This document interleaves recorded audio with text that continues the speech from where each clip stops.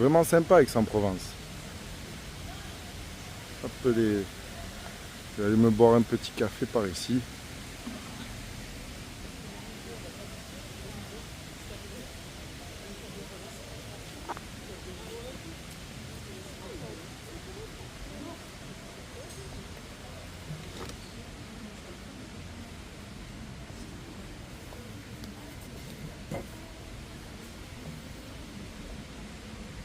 Monsieur, bonjour. Bonjour. Vous auriez l'heure, s'il vous plaît? Oui, bien sûr. Il est 9h moins le quart. Vous seriez pas Roro trop des rassemblements Audi? Ouais, c'est moi. Ouais. Ah, c'est dommage, ça fait un moment qu'on ne voit plus trop sur les réseaux en ce moment. J'ai plus trop le temps maintenant, le travail, tout ça. J'ai plus trop le temps de faire tout ça. C'était avant, hein.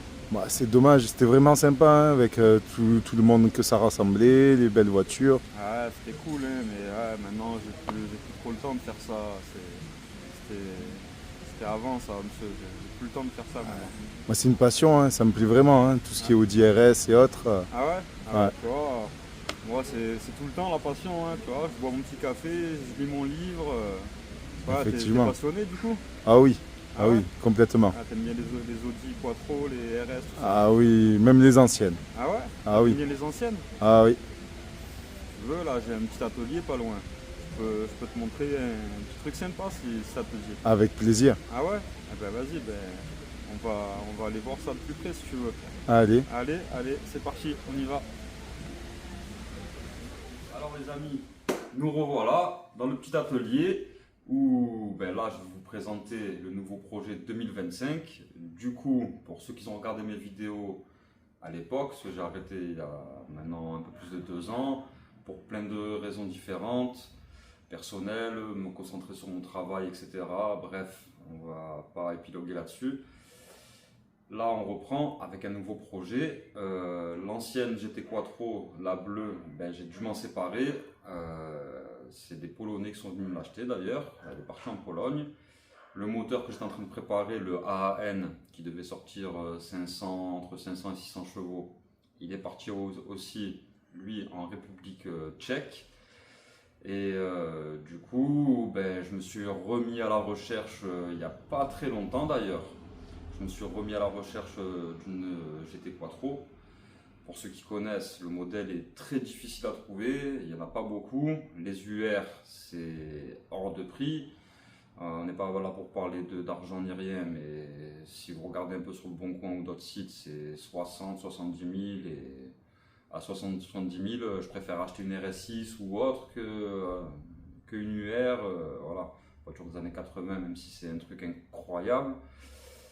Et à force de recherche de ci, de là, j'ai réussi à redégoter une pépite. Et là, ça n'a rien à voir avec celle que j'avais sortie de grange, hein, qui était quand même bien abîmée, qui était un peu rouillée à gauche à droite. Il y avait beaucoup de travail à faire dessus.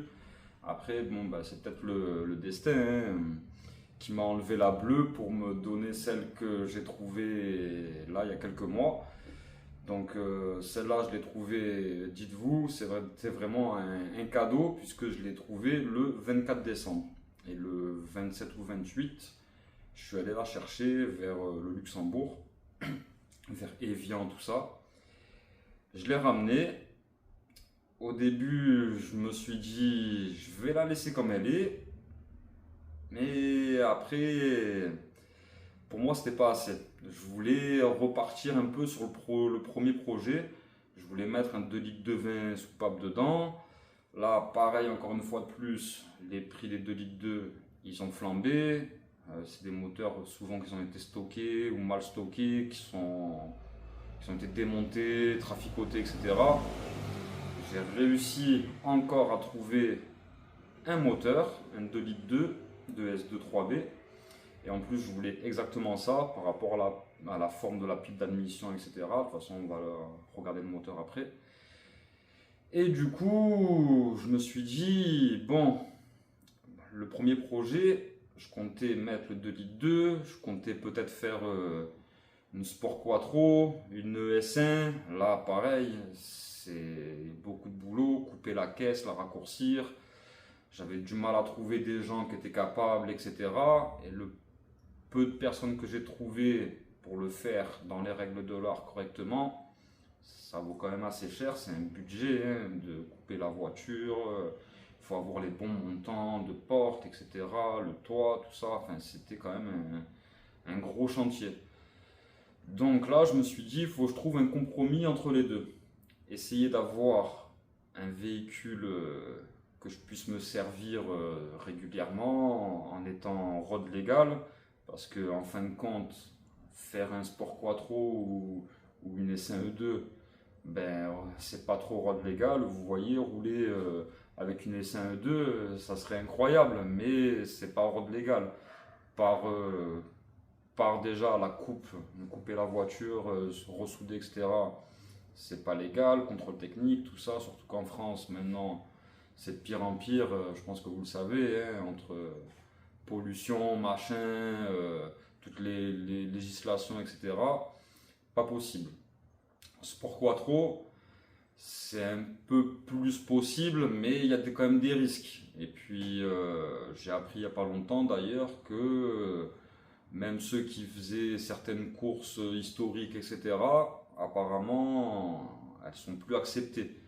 Parce que ce ne sont pas des voitures qui sont sorties comme ça d'usine, coupées, ressoudées, machin. Donc même là, ça pose un problème. Donc, du coup, j'ai trouvé une alternative entre les deux pour avoir un look de voiture de rallye, mais tout en pouvant rouler avec le week-end ou pour faire des rassos, etc. Et avoir quand même un truc road légal. Pas une voiture où je risque d'être embêté, peut-être avoir des amendes ou me la faire confisquer ou autre, j'en sais rien, ce qui se passe vraiment à la finalité de la chose.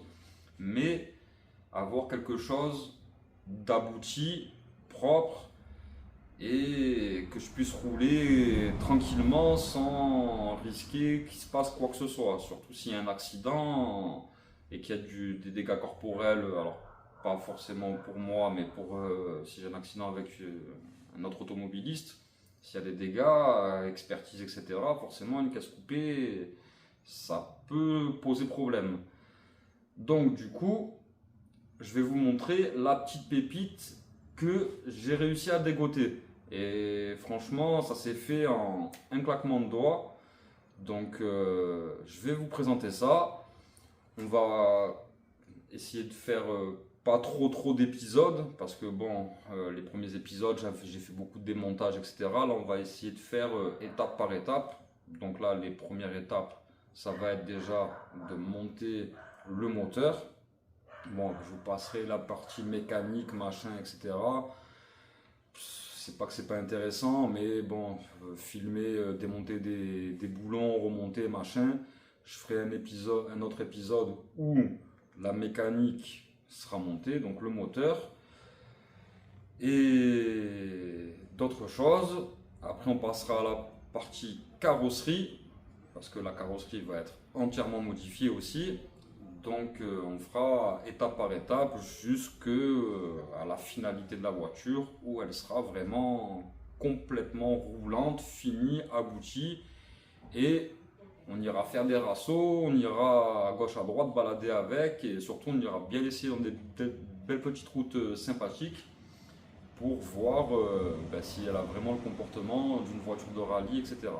Donc là déjà je vais vous montrer la bête. Donc là, on est dans mon petit atelier. Voilà. Donc, bon, là, il n'y a plus la calandre, il n'y a plus les phares. Mais c'est parce que, raison budgétaire, j'ai dû vendre les phares et la calandre. Donc, c'est une GT Quattro. GT Quattro, la même que la bleue. Hein, sauf que là, on est sur un truc déjà beaucoup plus propre. Beaucoup plus abouti par l'ancien propriétaire. Qui a mis quelques années à la restaurer. Donc, c'est bien une GT, même si vous voyez le kit UR. Donc, le kit UR, tout est en fibre. Là, pare-choc, vous voyez, tout est vraiment bien propre. Les bas de caisse aussi. Les ailes arrière aussi sont en fibre. Elle a déjà l'aileron de UR, non même pas de UR, l'aileron de Quattro A2. Aileron de Quattro A2. Hop, on va faire le tour parce qu'elle est sur le pont. Voilà, elle est propre. Les feux fumés et tout. En plus, bon, il reste encore quelques trucs à remonter, essuie-glace, parce que je l'ai acheté là comme elle est. Là, ce que vous voyez, c'est pas un autocollant, c'est de la peinture. Donc, je ferai en sorte, quand la carrosserie sera modifiée, de refaire une peinture. Alors, je pense pas que je vais faire une peinture parce que ça coûte quand même assez cher. J'ai demandé à plusieurs carrossiers et les prix, je me sens pas trop de mettre le budget là-dedans, surtout que déjà, c'est long et c'est coûteux. Donc là, comme vous la voyez, je l'ai acheté exactement comme elle est là. Donc là, il a mis des sièges baquets. Bon, il y a un seul harnais, mais j'en mettrai un deuxième. Là, le volant, bah, ça va sauter. Je vais mettre un volant d'Audi S2. Bon, là, vous voyez quelques bricoles. C'est des pièces que j'ai dû acheter parce qu'il n'y avait pas de boîte à gants. Là, le tunnel central, je vais laisser comme ça. Voilà. Hop, l'arrière, hop. L'arrière est comme ça. Donc ça, là, ce que vous voyez, les plaques d'isolation, c'est tout en fibre. C'est tout en fibre, l'arceau. Il y a encore un peu de taf, hein, de remontage, etc. Mais en soi, quand même, elle est assez propre. Elle est assez propre. Vous voyez, l'arceau, il a fait le sol en alu. Bon, côté passager, on voit pas parce qu'il y a des boîtes à gants que j'ai récupérées, etc. Hop. Là, ben, l'activation du système Quattro. Ah, il manquait les bouches d'aération, elles sont d'ailleurs dans le petit carton qui est juste là. Il manquait quelques trucs que j'ai réussi à trouver sur le bon coin, à gauche, à droite. Voilà. Donc là, je vous disais, tout est en fibre. Hein. Ça, les ailes arrière, tout est en fibre. Elle est relativement propre. Hein. Les pneus sont neufs, disques, plaquettes, etc. Tout est neuf. Donc, je vais vous montrer le moteur.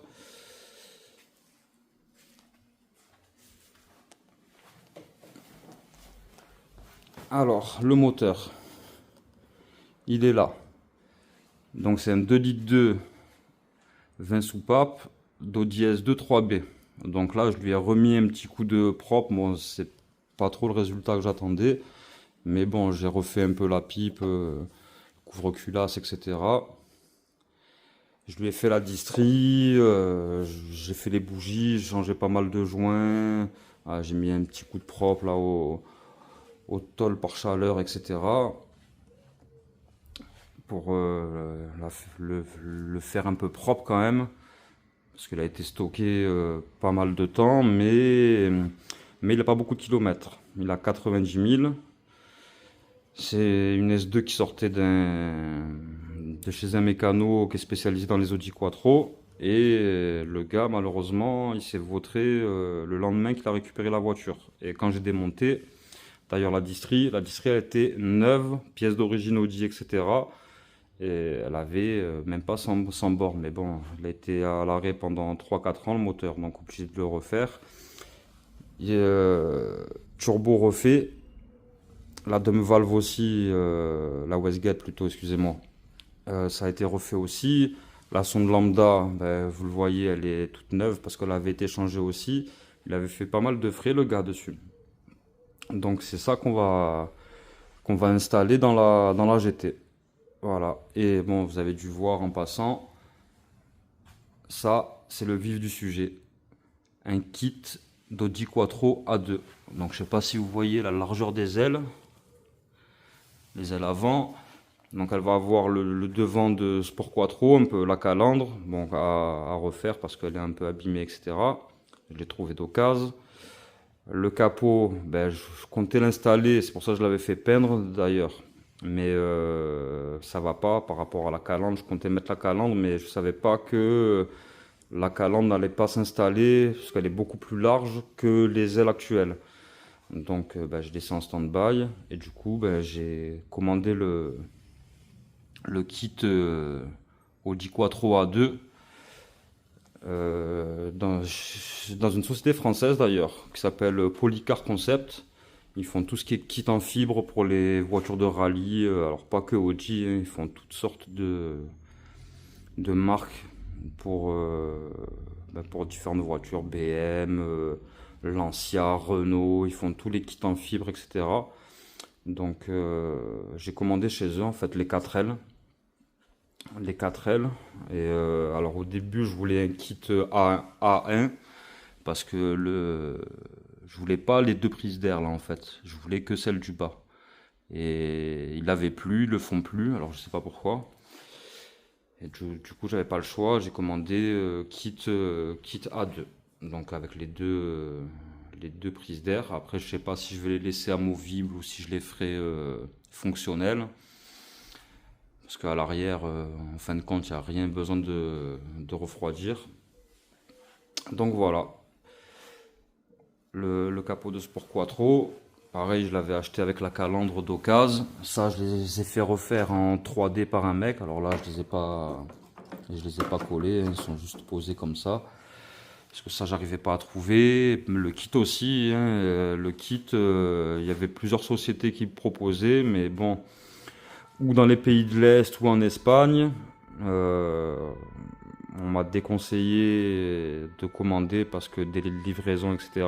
Dites-vous, ils ont été très rapides pour le kit. Je l'ai reçu une semaine, 10 jours avant la date qui était prévue. Donc, bon, je les ai un peu harcelés aussi, il faut le dire. Donc, j'ai été livré rapidement et franchement, c'est de la très bonne qualité. Là, c'est prêt à peindre.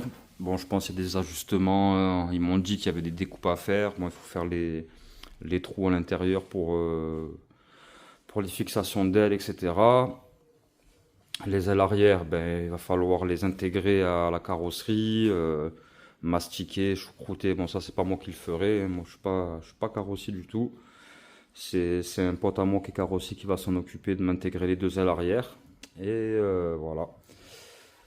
Ça sera l'étape suivante après le montage du moteur. Donc le montage du moteur aussi, j'ai pas mal de boulot, sachant que va falloir que je tire le faisceau électrique. Le faisceau électrique d'ailleurs je l'ai. Voilà, c'est ce tas de fils avec la boîte à air d'origine S2, le débitmètre, etc. Là, il y a le faisceau intégral de la voiture. Il ne manque absolument rien. Il y a tout le faisceau de la voiture. Ça, c'est un échangeur de 200 turbos parce que ben, je peux pas intégrer l'échangeur de S2, c'est trop compliqué, etc. Et je voulais un truc, comme je vais pas faire de prépa sur ce moteur, je vais le laisser d'origine, 220 chevaux, il y en a largement assez. Surtout que la voiture, elle doit plus peser grand chose. Et en fait, l'échangeur, il va arriver ici. Donc là, il faudra que je fasse des découpes, sûrement dans le pare-choc. Comme la calandre de Sport Quattro, elle est plus avancée, je pense que ça me laissera la place pour l'intégrer ici. Il faudra sûrement que je fasse des découpes, la traverse, un peu peut-être le pare-choc, etc. Pour pouvoir intégrer l'échangeur, etc. Le moteur, il était assez propre de celle-là. Je sais pas si c'est ouvert. Hop. Il avait été aussi un peu refait par l'ancien propriétaire. Il est en meilleur état que la bleue. Hein. Tout est quand même assez propre. Il avait refait les caches là aussi en fibre. Il est propre, mais il tournait sur 4 pattes. Donc j'ai le père et un collègue à moi qui est venu un peu regarder parce que moi, sans OBD ni rien, trouver la panne, en fait, elle démarrait au quart de tour tout, mais en fait, les injecteurs, ils ont morflé. Sûrement parce que, déjà, ça, c'est un truc qu'il n'a pas refait. Et parce qu'il a fait joindre culasse, il a fait pas mal de trucs, le gars dessus. Mais il s'est pas occupé des injecteurs. Alors, le 4Jet, il est bien fonctionnel, tout ça, mais les injecteurs... il y en a un qui donne plus, il doit être grippé ou il est mort. Mais bon, je me sens pas de réinvestir encore de l'argent dans ce moteur-là, parce qu'à l'arrivée, il me servira à rien. Donc voilà. Voilà, si j'aurais pas eu le 2 litres 2, ben, je l'aurais remis en route celui-là. Mais comme je vais mettre le 2 litres 2, ça me servira à rien. Et qu'est-ce que j'ai fait d'autre aussi? J'ai acheté une Audi S2. Une Audi S2 qui avait plus de moteur, mais qui avait toute la partie transmission. Donc ça aussi, c'est bien parce que c'est quasiment plug and play. Donc là où je me suis fait avoir, c'est sur la boîte. Je me suis fait avoir pourquoi? Parce que je pensais que la boîte aussi était plug and play. Sauf que en fait, pas du tout. Il aurait fallu que je découpe le tunnel central où il y a le levier de vitesse pour adapter la tringlerie. Parce que là, la S2, la tringlerie de passage de vitesse, elle est là. Et sur la GT, elle est là. Donc déjà, là, on n'est pas bon. Et apparemment, en plus, elles sont pas trop solides. Elles sont moins solides que les GT. Je voulais mettre ça pour tirer plus long. Alors, c'est une boîte 5, hein, comme la GT. Il y a des S2 boîte 6, mais c'est les versions d'après. Je voulais tirer un peu plus long pour que ça soit plus agréable à rouler. Donc, du coup, ben, c'est mort, hein. Je vais devoir laisser la boîte de la GT, mais je vais récupérer tous ces trains. Tous ces trains, pourquoi? Parce que 5 trous, déjà, parce que j'ai les jantes compo-motives comme celles de rallye d'époque. J'ai les compo-motifs qui arrivent, les freins sont beaucoup plus gros, donc ça, c'est pas négligeable. Après, quasiment tout est pareil, hein. Le pont arrière, il est quasiment identique. À deux trois trucs près, là, la sonde, là, elle n'est pas au même endroit, mais le système est pareil. Le système est pareil. Donc, bon, je vais mettre tout quand même. Les trains arrière, pareil, parce que le train arrière, il est stabilisé, alors que sur la GT, non. Pareil, sur l'avant aussi, c'est pas du tout le même système de barre stabilisatrice. C'est vraiment à l'ancienne, on dirait des barres stabilisatrices de Clio sur la GT. Donc, pour, je pense, meilleure tenue de route, etc. Bon, après, c'est rouillé et tout, hein, je vais faire propre. Là, j'ai démonté un cardan l'autre jour, parce que là aussi, sur les fixations de cardan, je sais pas si on est pareil. Que la GT, il va sûrement falloir que je mixe les deux, ou que je fasse un mix avec la tête côté roue, ou là avec la sortie de boîte, je sais pas trop encore. Donc ça, je verrai en temps voulu. Je vais faire ça là dans les jours à venir. Après, voilà, il faut tout refaire, hein, les freins, etc. Je vais tout me mettre au propre, même si c'est déjà assez propre, hein. C'était une voiture qui a été stockée dans une grange pendant une dizaine d'années. Et du coup, ouais, j'ai acheté la S2, je l'ai cannibalisé de tout ce que j'avais besoin et j'ai vendu la caisse nue avec ce qui restait à un gars. Je sais pas ce qu'il voulait en faire, mais bref, c'est pas important. Et voilà, hein, je pense qu'on a fait le tour de tout. Euh, je vais vous montrer le dessous de la GT, comme ça vous voyez que c'est bien propre. J'aurais vraiment pas beaucoup de travail à faire.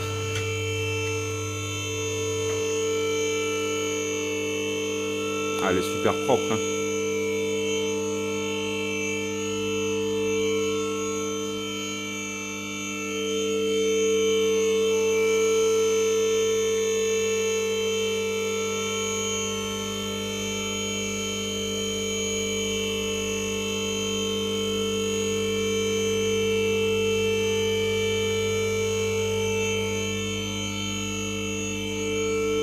Ah, vous voyez, je vais m'arrêter un peu, même au niveau des amortisseurs. Il avait mis des amortisseurs neufs, tous les ressorts. Là, je sais pas si vous voyez, bon, il y a un peu d'oxydation parce qu'elle est stockée, la voiture, elle n'a pas roulé. Mais tout est neuf, plaquettes, pneus, tout a été repeint, tout a été refait. Hop.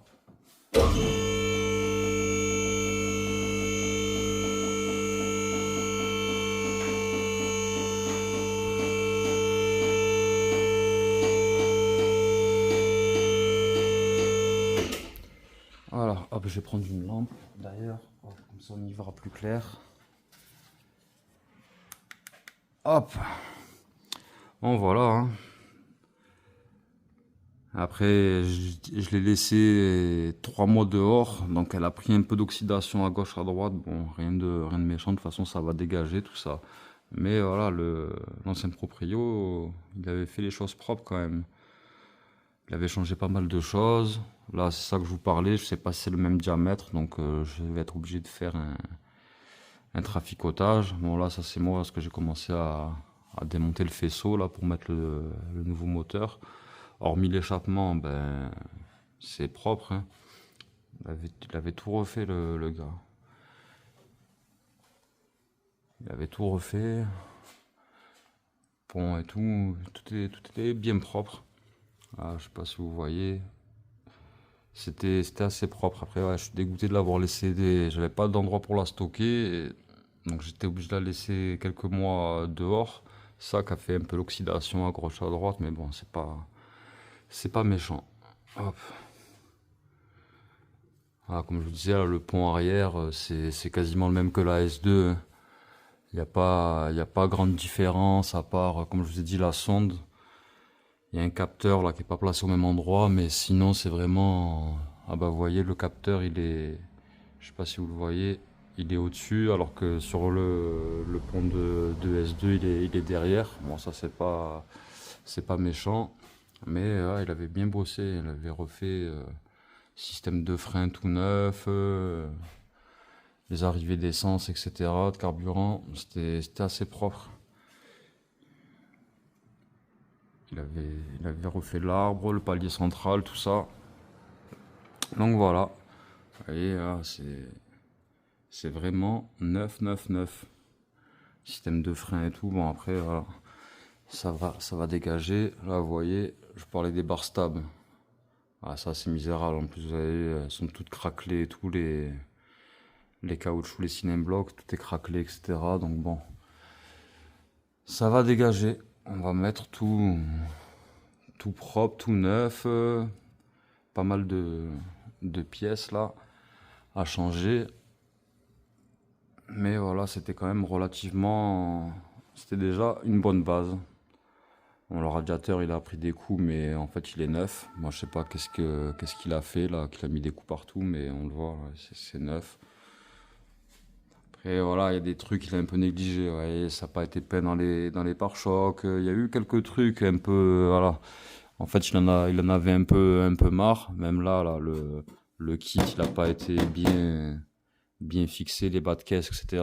Bon, après, il a bien bossé quand même. Mais voilà, il restait quand même quelques trucs à faire. Donc ça, on va s'en occuper. Ah, d'ailleurs, j'ai quelques pièces là. Bah, ça, c'est le volant qui va aller dedans, de S2. Si vous voulez des pièces de S2, j'en ai. Des pièces de RS3, j'en ai aussi, si vous voulez. Au passage. Et voilà. Donc ça va être ça, les gars, le nouveau projet. J'ai les phares aussi, ils sont dans le coffre de la voiture. Les phares qui vont bien avec cette calandre là. Après j'ai quelques trucs. Ah, les embrayages, tout ce qui est plaquettes, pour les nouveaux trains, tout ça. Ça ira pas. Enfin, c'est fait pour le 2 litres 2, mais je le mettrai pas. C'est le gars à qui j'ai acheté la S2 pour les pièces qui me l'a filé avec. Mais je mettrai pas ça, je vais pas faire de prépa dessus. Je vais laisser tout propre, tout d'origine, fiable, pas avoir les mains dedans tous les 4 matins. Et voilà. Voilà les amis, ce que je peux vous dire sur le nouveau projet. Et d'ailleurs aussi, pour faire taire quelques mauvaises langues qu'ils ont dit, hein, Roro, la RS3, machin, nana, je vais vous montrer quelque chose. Et elle est là, la RS3. Elle a pris un coup de jeune. Ceux qui connaissent ma plaque de l'époque, ils savent que c'est la mienne. Et ça, on y reviendra plus tard. Je lui ai fait gros changements, tout, jantes, moteur, tout. Mais ça, on se mettra dessus plus tard. Mais je vous le dis, c'est toujours elle. Face avant de 400, juste la face avant, c'est tout, rien d'autre. Mais elle est toujours là. Voilà. Donc les amis, je vous dis à bientôt. Prochaine étape, on fout le moulin dans la bagnole une fois que ça démarre, que ça roule, on vous fait une petite vidéo. L'étape suivante, la carrosserie. Ou peut-être on va essayer de faire tout en même temps. Et bon, on verra ce que je vous présenterai au prochain épisode. J'espère que lui, il va démarrer, ça va rouler. Installer les trains avant, arrière, tout. Qu'elle soit fonctionnelle. Là, la semaine prochaine, je reçois les jantes. Comme ça, au moins, je pourrai la mettre sur ses roues avec les nouveaux trains et tout ça. Et on verra par la suite ce qui va se passer. Donc les gars, likez cette vidéo, laissez des commentaires, faites-la tourner. On va reprendre le truc. Là, les prochaines vidéos aussi, je vous présenterai d'autres bagnoles, de mecs qui sont passionnés, des vrais passionnés de voitures. Bien sûr que des Audi. On est sur Quattro TV, on ne va pas présenter des BM ou des Renault. Donc, je vous dis à bientôt les gars pour une prochaine vidéo. Et en attendant, portez-vous bien. À plus.